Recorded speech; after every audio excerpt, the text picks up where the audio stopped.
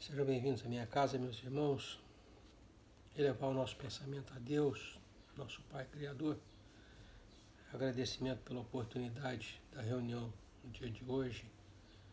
Rogando ao Mestre Jesus e aos bons amigos da espiritualidade que nos auxiliem, nos iluminando para que o nosso entendimento se faça mais amplo, mais largo. Que a paz esteja no coração de todos os nossos irmãos. Que assim seja.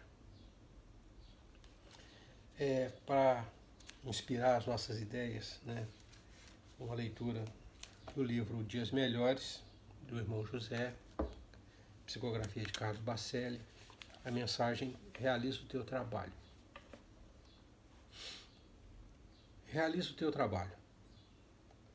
Não desconsideres a crítica que te aperfeiçoou o esforço, mas não consinta que ela te paralise a ação.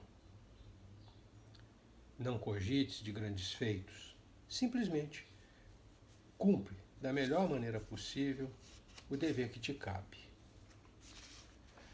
Em hipótese alguma, aspires a qualquer promoção pessoal às custas da tarefa, sob tua responsabilidade. Não permaneças na expectativa de reconhecimento alheio e nem esperes contar com o apoio de muitos companheiros na obra do bem que executas. Faze a tua parte, consciente que, após teres feito o que podias, ainda te ficou faltando fazer o que devias. A tua tarefa, pequenina embora, é a tua maior bênção. É por ela que, passo a passo, palmilhas a senda que te conduz aos páramos superiores. Haja o que houver, pois, não te arredes do teu posto de serviço espiritual. Ele é o teu ponto de referência para que o socorro divino te encontre o endereço nas horas angustiantes de aflição. Tudo quanto se realiza com amor transcende a definição das palavras e é grande demais para que se lhe possa aquilatar o valor. Nós vamos agradecendo a mensagem de bom ânimo que a Kelly Cristina passou para a gente, que Deus te abençoe. E vamos fazendo referência a 3 comentários que as irmãs fizeram a respeito da nosso último estudo. Primeiro, chamou a atenção das nossas irmãs foi o comportamento do Caio, naquilo que nós podemos chamar de mentira caridosa, quando ele omite de Evelina o real estado de saúde dela. E aí fica ele falando inverdades para a esposa, mas naquilo que nós poderíamos chamar de ato de caridade, porque, cá entre nós, em que ele ajudaria? Dando a ela a real dimensão da doença que ela tinha. Manter o bom ânimo mental, um bom direcionamento dos pensamentos, o otimismo do paciente, é muito mais producente, é muito mais proveitoso, do que dizer a ela que ela corria o sério risco de não sair da mesa de cirurgia. Então, a mentira piedosa, termo que a gente vem trazendo de outros estudos, se aplica nesse caso. Está escusado, está perdoado pela mentira, mas moveu não o sentimento ruim, mas o sentimento da caridade. O segundo aspecto, que chamou a atenção das nossas irmãs também, foi o fato da Evelina suspeitar alguma melhoria no Caio, que é um ateu, segundo a definição dela, é um ateu, quando ele diz com a bênção de Deus, referindo-se à cirurgia que ela seria submetida, que com a bênção de Deus restauraria o estado de saúde orgânica dela. E aí Ficou a ideia do ateu o ateu de ocasião, né? Não de convicção, mas de ocasião. Seja como for, né? O termo com a bênção de Deus também melhorou o ânimo da Evelina, que é uma católica praticante, né, religiosa. Aquilo deu a ela um bom ânimo. Então, seja como for, né, ateu por convicção ou ateu de ocasião, né, o nosso irmão Caio, mais uma vez, né, tenta injetar nela, infundir nela ânimo, otimismo. Né? E a expressão, né, causa um bom reflexo na Evelina. E por fim, a oportunidade de pedir perdão que ele perdeu lá no final. Né? Ele ensaia pedir perdão tal, e não pede.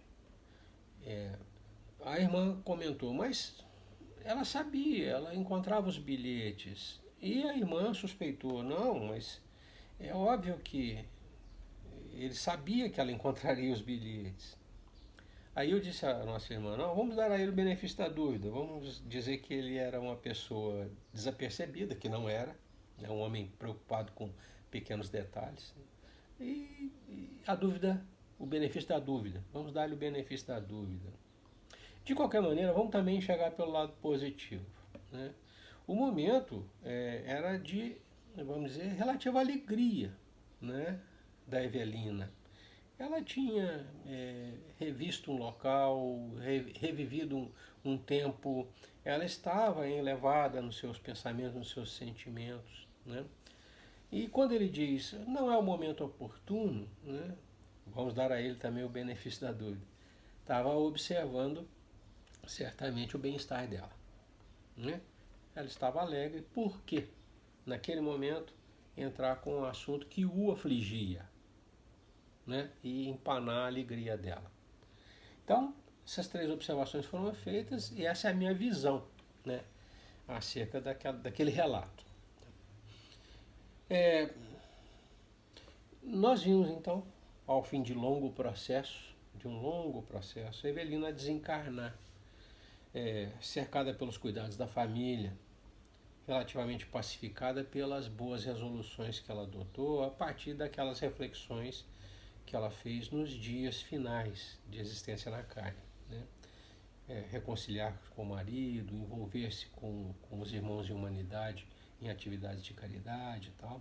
E mais com o seu comportamento, a sua atitude em face da adversidade orgânica. Né? Mostrou-se resignada, com boa aceitação da situação. Com esse novo condicionamento no campo das ideias e dos sentimentos, ela reingressa no plano espiritual, ela falece. Né? O capítulo 5 é um breve relato, né, do processo de desencarnação e da perturbação que se segue à desencarnação, tudo através das impressões da Evelina. Tá? Vamos à nossa leitura então. Reencontro é o capítulo 5. Evelina despertou num quarto espaçoso, com 2 janelas, deixando ver o céu. Emergia de um sono profundo, pensou. Diligenciou recordar-se, assentando contas da própria situação. Como teria entrado na amnésia de que estava tornando agora à tona da consciência? Desemperrou a custo os mecanismos da memória e passou a lembrar-se vagarosamente. A princípio, indescritível pesadelo lhe conturbara o repouso começante. Sofrera, de certo, uma síncope inexplicável.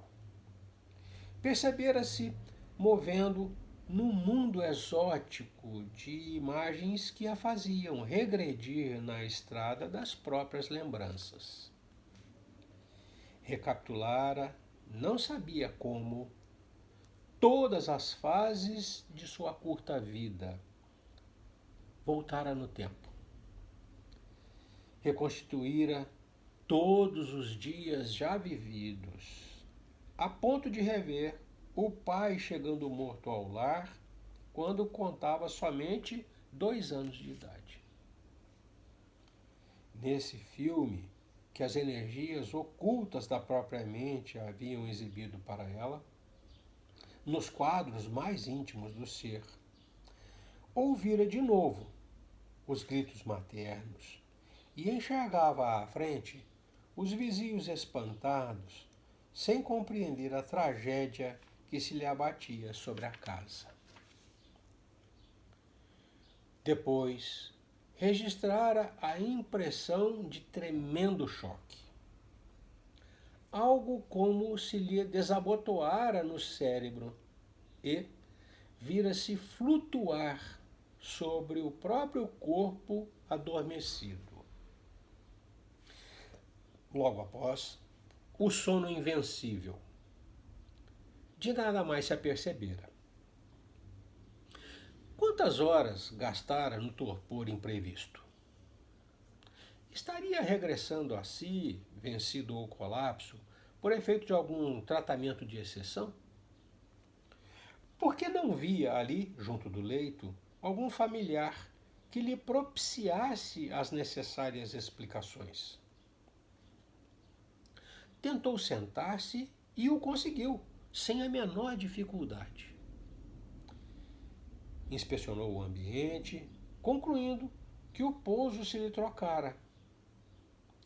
Inferiu, das primeiras observações, que, tombada em desmaio, fora reconduzida ao hospital e ocupava agora larga dependência que o verde claro tornava repousante. Em mesa próxima, viu rosas que lhe chamavam a atenção para o perfume.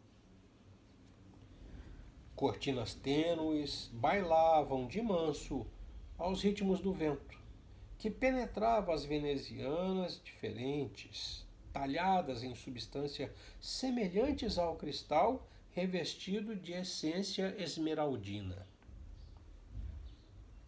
Em tudo, simplicidade e previsão, conforto e leveza. Evelina bocejou, distendeu os braços e não se surpreendeu com qualquer dor. Recuperara-se, enfim, refletiu alegre. Conhecia a presença da saúde e a testemunhava em si mesma. Nenhum sofrimento, nenhum estorvo. Se algo experimentava de menos agradável, era precisamente um sinal de robustez orgânica. Sentia fome. Onde o marido? Onde os pais? Desejava gritar de felicidade, comunicando-lhes que sarara. Aspirava a dizer-lhes que os sacrifícios efetuados por ela não haviam sido inúteis. No íntimo, agradecia a Deus a dádiva do próprio restabelecimento e ansiava a estender a jubilosa gratidão aos seres queridos. Não mais lograva sopitar o coração embriagado de regozijo e, por isso, buscou a campainha rente a ela. Apertou o botão de chamada e uma senhora de semblante doce e atraente apareceu, saudando-a com palavras de irradiante carinho. Evelina aceitou com naturalidade a cooperação da desconhecida. Enfermeira, falou para a recém-chegada, posso rogar-lhe o favor de chamar meu marido? Tenho instruções para, antes de tudo, informar o médico sobre suas melhoras, respondeu ela. A senhora Serpa concordou, afirmando, no entanto, que sentia a necessidade de reencontrar os familiares, de maneira a repartir com eles o próprio júbilo. Compreendo, redarguiu a serviçal com inflexão de ternura. Tenho sede de entender-me com alguém, aditou a convalescente animada. Como se chama a senhora? chame-me irmã Isa. De certo, a senhora me conhece. Sou Evelina Serpa e devo ter aqui a minha ficha. Sim. Irmã Isa, que me sucedeu? Estou bem, mas num estado estranho que não sei definir. A senhora passou por longa cirurgia. Precisa descansar, refazer-se. Para Evelina, em verdade, nada havia de surpreendente naquelas palavras articuladas em tom significativo. Sabia-se operada. Passara por dolorosa ablação de um tumor. Estivera em casa, melhorara tanto que obtivera um passeio com o marido pelas estradas do Morumbi. Apesar de tudo, reconhecia-se novamente hospitalizada, sem poder ajuizar os motivos. Enquanto alinhava indagações mudas, não viu que a atendente pressionava um ponto cinza em determinado recanto, comunicando-se com um médico de plantão. Em 2 minutos, um homem de branco entrou calmo. Cumprimentou a doente, examinou-a, sorriu satisfeito. Doutor, começou dizendo, ansiosa por justificar-se, e pediu informes. Desejava saber como e quando conseguiria rever o esposo e os pais. Não seria justo dar aos seus a notícia do êxito com que o hospital a brindava? O facultativo ouviu-a paciente e rogou-lhe conformidade. Retornaria aos parentes, mas precisava reajustar-se. Gesticulando carinhosamente qual sossegasse uma filha, aclarou: a senhora está melhor, muito melhor. Entretanto, ainda sob rigorosa assistência de ordem mental. Em se ligando a quaisquer agentes suscetíveis de induzi-la a recordações muito ativas da moléstia que sofreu, é provável que todos os sintomas reapareçam. Pense nisso. Não lhe convém, por agora, recolocar-se entre os seus. E com um olhar ainda mais compreensivo,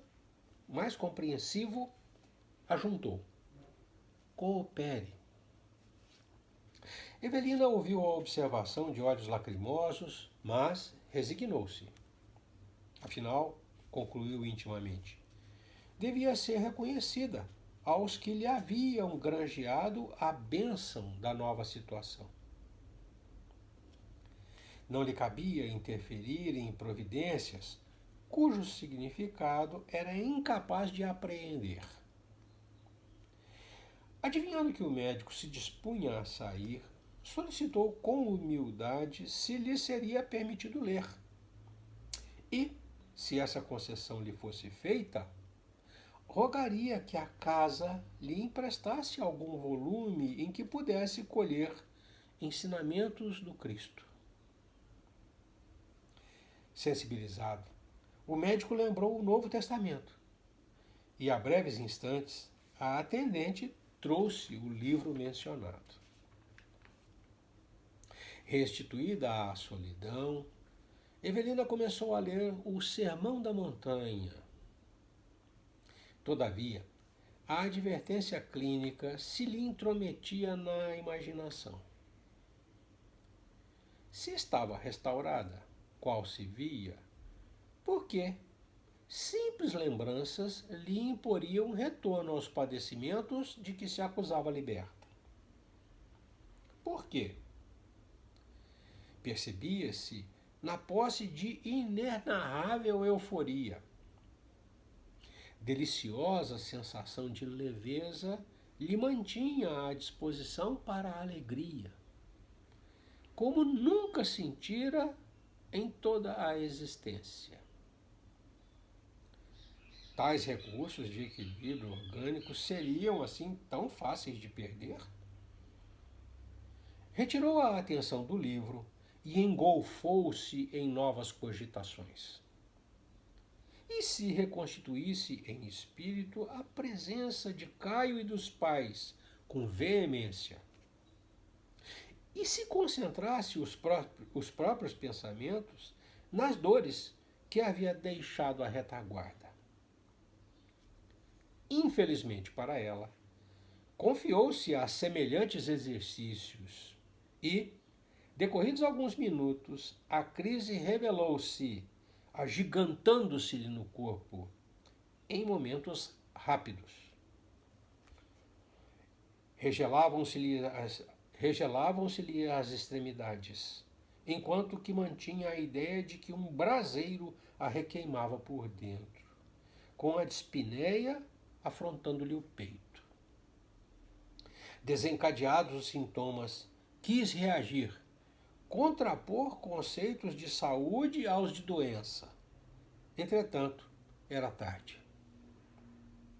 O sofrimento ganhou-lhe as forças e passou a contorcer-se no suplício de que se admitia definitivamente distanciada. Atônita, premiu a campainha e a prestimosa atendente se desdobrou na tarefa assistencial. O médico reapareceu e administrou sedativos. Ambos, nem ele nem a enfermeira, lhe endereçaram um mínimo reproche, mas a doente lhes leu no olhar a convicção de que tudo haviam compreendido. Em silêncio, davam-lhe a saber que não lhe ignoravam a teimosia e que, com toda certeza, não se acomodando aos avisos recebidos, quisera experimentar por si mesma o que vinha a ser um tipo de mentalização inconveniente. Conquanto a bondade de que dava mostras, o médico agiu com energia. Forneceu instruções severas à companheira de serviço, depois da injeção calmante que ele próprio aplicou à senhora Serpa em determinada região da cabeça, e recomendou medidas especiais para que ela dormisse. Aconselhável obrigá-la a repousar mais tempo, controlada por anestésicos. A doente não podia e nem devia entregar-se a ideias fixas, sob pena de voltar a sofrer sem necessidade. Evelina registrou as observações dele em franca modorra. Depois, abismou-se em pesado sono, do qual despertou muitas horas após, consciente de que lhe competia cuidar-se, evitando novo pânico. Mostrou o desejo de alimentar-se e foi imediatamente atendida com caldo quente e reconfortante, que lhe calhou gostosamente ao paladar, à afeição de néctar. Refez-se vigilante. Reconhecia-se sob uma espécie de assistência cuja eficácia e poder não lhe cabia subestimar. Finda uma semana de descanso absoluto, com entretenimento de leitura escolhida pelas autoridades que a cercavam, passou a caminhar no recinto do quarto. Ao retomar a verticalidade, assinalava em si mesma inequívocas diferenças. Os pés se lhe patenteavam leves, qual se o corpo houvesse diminuído de peso intensivamente.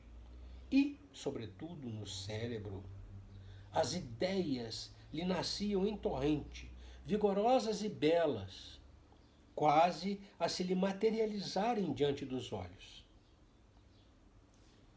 Numa tarde em que se via mais amplamente estimulada a reaver os movimentos normais, abeirou-se da janela que dava para o pátio enorme e do alto do terceiro andar que a hospedava, contemplou dezenas de pessoas que conversavam alegremente, muitas delas sentadas em torno de irisada fonte que se erigia no centro de florido e extenso jardim.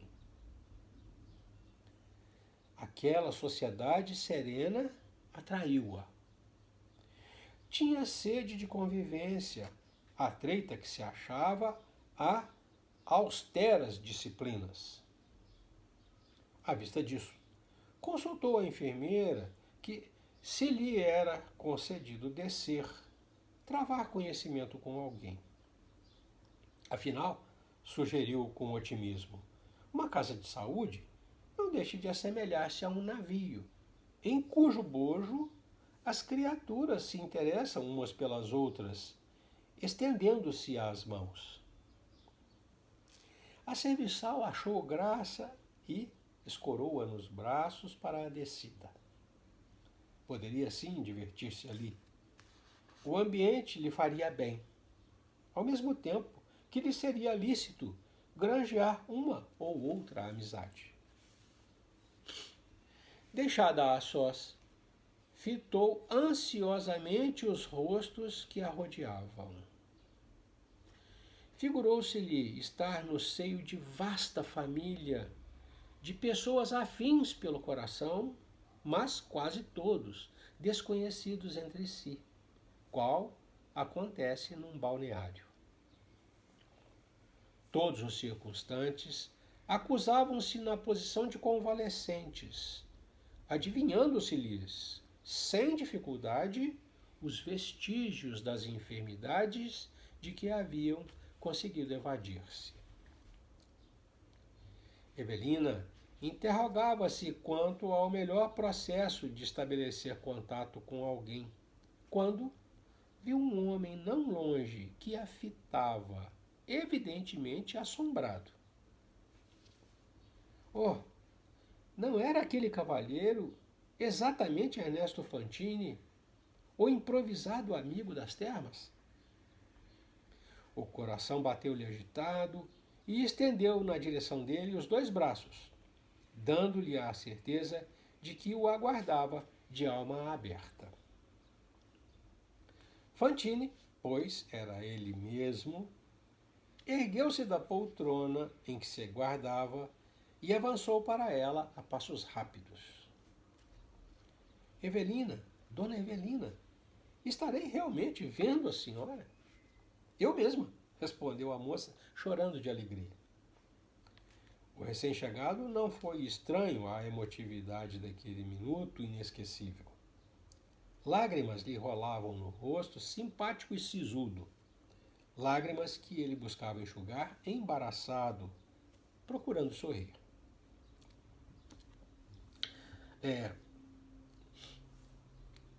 Essa leitura comporta uma abordagem extensa, muito extensa, tem aspectos relevantes praticamente em cada uma das páginas, né?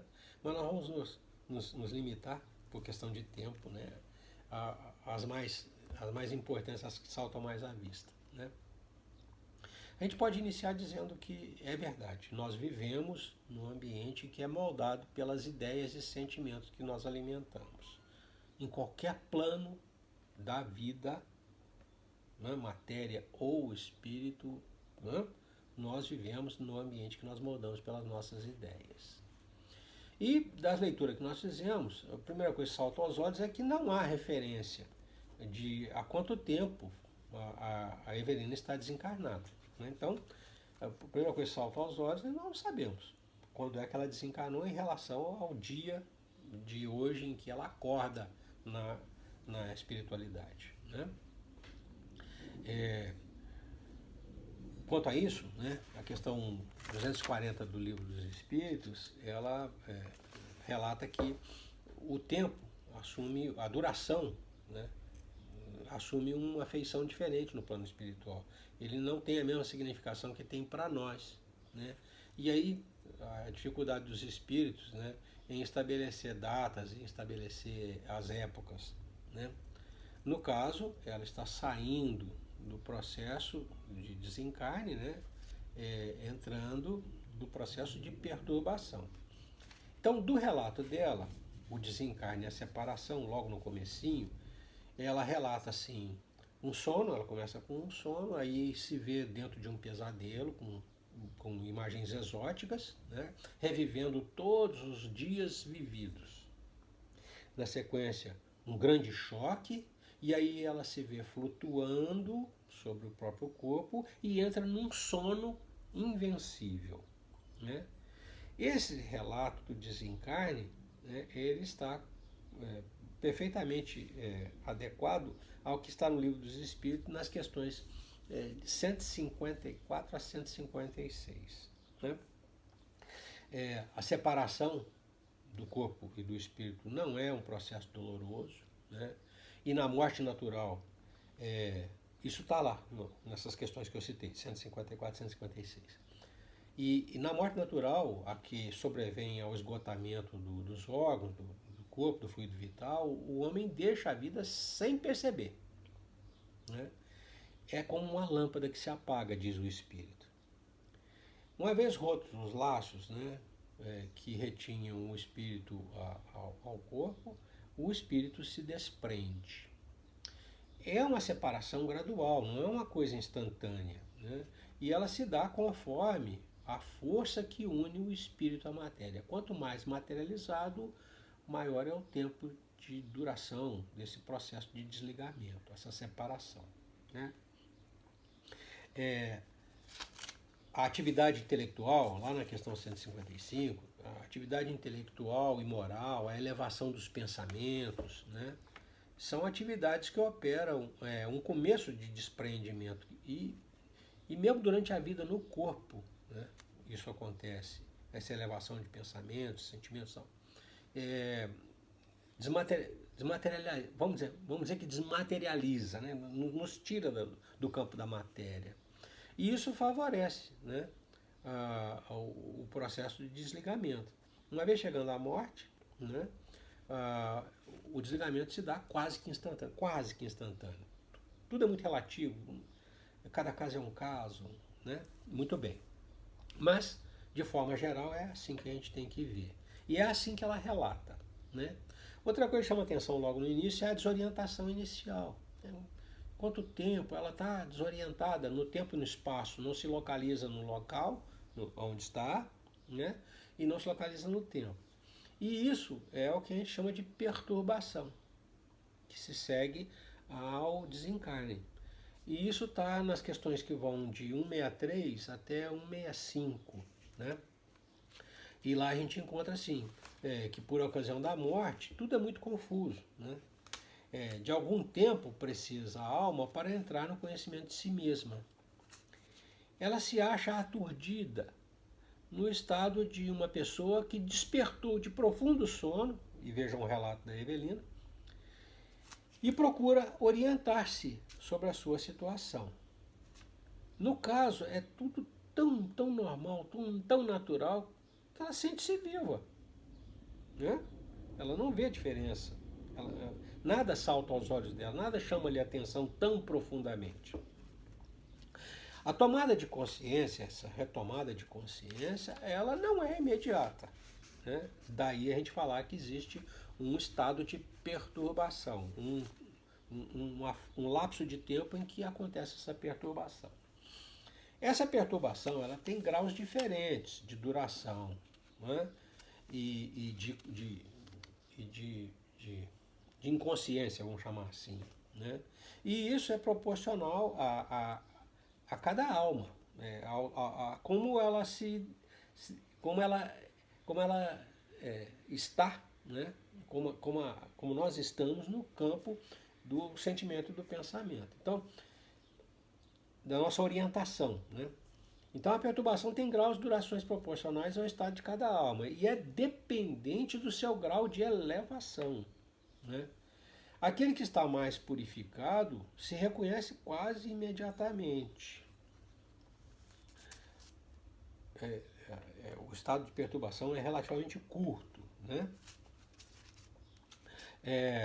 Quase imediatamente, depois que se libertou da influência da matéria, né, antes mesmo que cessasse a vida no corpo. Né? O Espiritismo, né, vamos falar da nossa religião, o Espiritismo permite conhecimento e compreensão dessa situação. E nesse ponto influencia, né, a duração da perturbação. Mas, e aí diz o Espírito para nós, mas a prática do bem e a consciência pura, né, são o que maior influência tem sobre a duração dessa perturbação. Na sequência, a gente vai vendo a experimentação que ela tem em relação às sensações que tem, né? Então, ela recupera a agilidade e a destreza rapidamente, tenta sentar-se e senta sem dificuldade. Ausência de dor, sensação de bem-estar, sensação de leveza e de euforia, né?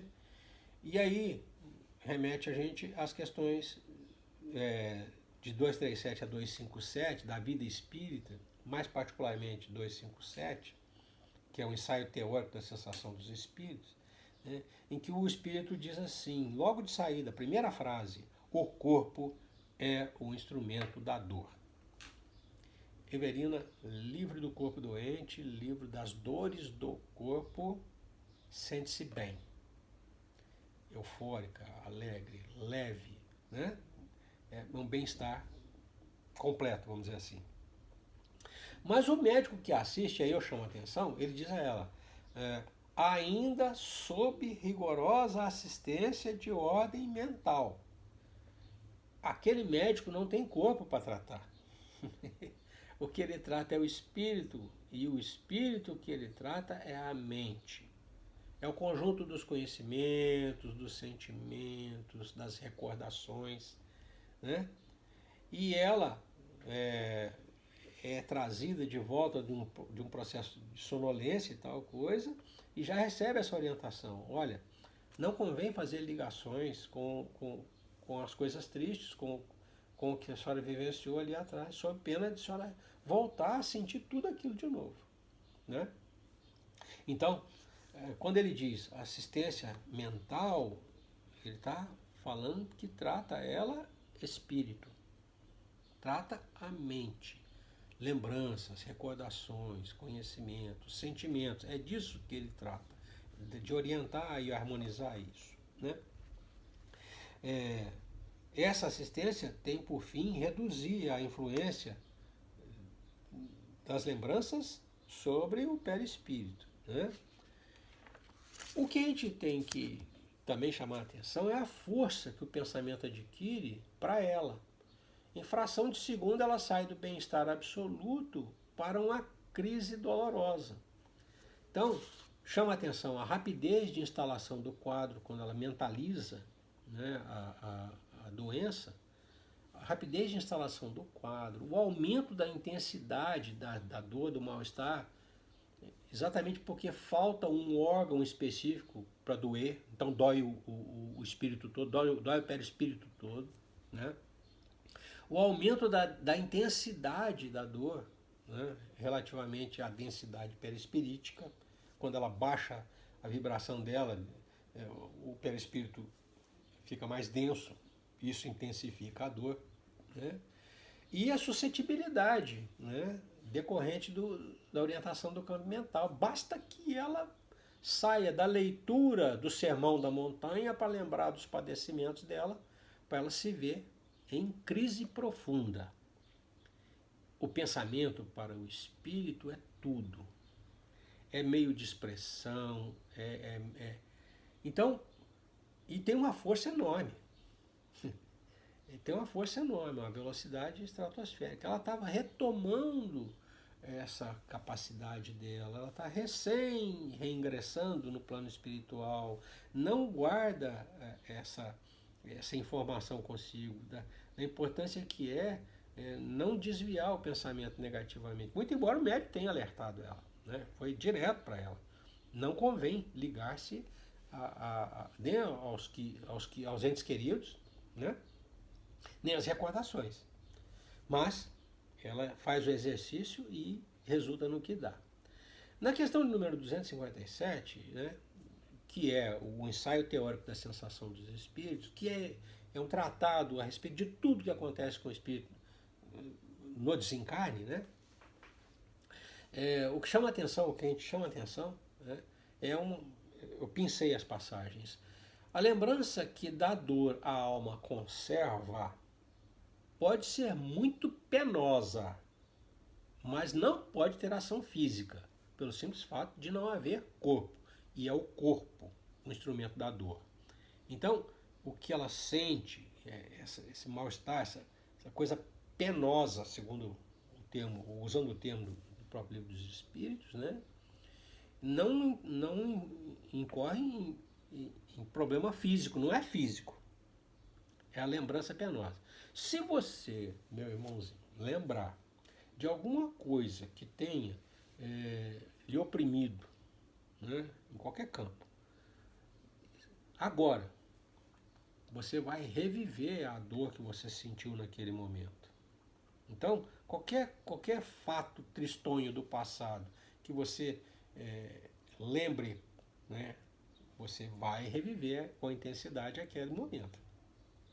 Vai reviver aquela dor, aquele mal-estar.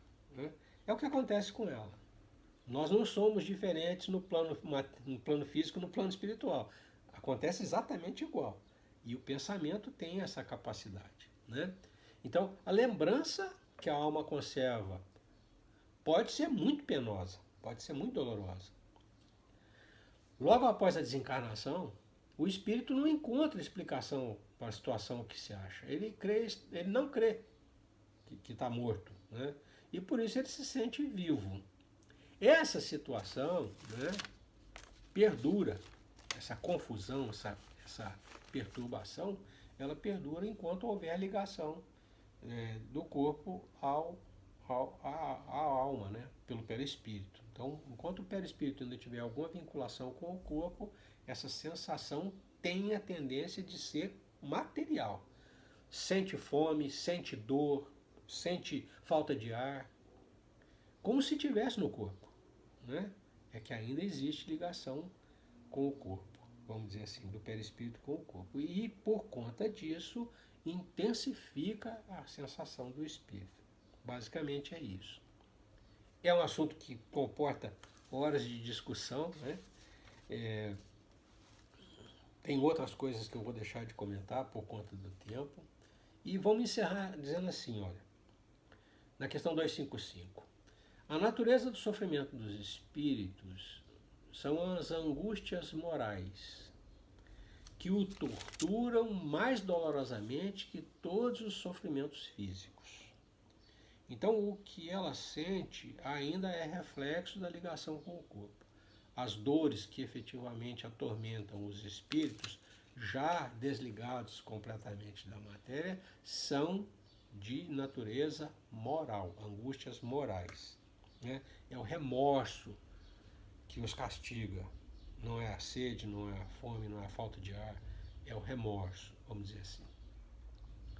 O sofrer, esse sofrimento, né, então resulta dos laços, esse sofrer dela, né, resulta dos laços que aprendem a matéria ainda. Né? Pode ver a preocupação dela com o esposo, para a gente poder extrair da leitura algum proveito para o momento presente, né, fica a questão: como viver bem, né, em qualquer plano da vida eterna? E na própria questão de número 257, o Espírito dá uma fórmula bacana para a gente melhorar a condição nossa atual de vida. Ele diz assim, lá no finalzinho, a respeito dos laços que nos prendem à matéria. Está nas suas mãos libertar-se de tal influência, a influência da matéria, desde a vida atual. Ele, o espírito, tem o livre-arbítrio, tem, por conseguinte, a faculdade de escolha entre o fazer e o não fazer. Dome suas paixões animais, não alimente ódio, nem inveja, nem ciúme, nem orgulho. Não se deixe dominar pelo egoísmo. Purifique-se, nutrindo bons sentimentos. Pratique o bem. Não ligue às coisas deste mundo importância que não merecem. E então, embora revestido do invólucro corporal, já estará depurado, já estará liberto do jugo da matéria. E quando deixar esse invólucro, não mais lhe sofrerá a influência. Nenhuma recordação dolorosa lhe advirá dos sofrimentos físicos que haja padecido. Nenhuma impressão desagradável eles lhe deixarão, porque apenas terão atingido o corpo e não a alma. Sentir-se-á feliz por se haver libertado, e a paz de sua consciência o isentará de qualquer sofrimento moral. Nós vivemos no ambiente das ideias que nós nutrimos. Né? Só para finalizar. Assim, para lá do sepulcro, surge o registro contábil da memória, como elemento de aferição do nosso próprio valor. A faculdade de recordar é o agente que nos premia ou nos pune ante os acertos e os desacertos da rota. E assim, né, nós chegamos ao fim da leitura do nosso capítulo 5, Reencontro. E o título faz menção à promessa que Ernesto e Evelina se fizeram lá nas termas ainda, né, de se reencontrarem. Ou na vida futura, no plano espiritual, ou se saíssem do atoleiro na vida física. Eles não saíram do atoleiro e estão ali por vontade própria, exercício de sua vontade, de seu pensamento, se reencontrando no plano espiritual. Nós gostaríamos muito que os nossos irmãos participassem, né? Então fica sempre aberta a possibilidade de perguntas, de comentários, de críticas, sugestões, acréscimos, né? Basta que os nossos irmãos coloquem lá no espacinho que a gente prazerosamente fará a abordagem. Nós vamos encerrando, elevando novamente nosso pensamento a Deus em agradecimento pelas luzes que derramou sobre nós, nos permitindo uma visão melhor, né, daquilo que nos cerca, dos objetivos que nos esperam. Rogando ao Mestre Jesus que nos infunda muita, muita força moral, para que nós tenhamos, enfim, a coragem de agir conforme a lei de Deus. Paz e luz é o que nós desejamos aos nossos irmãos. Deus os abençoe.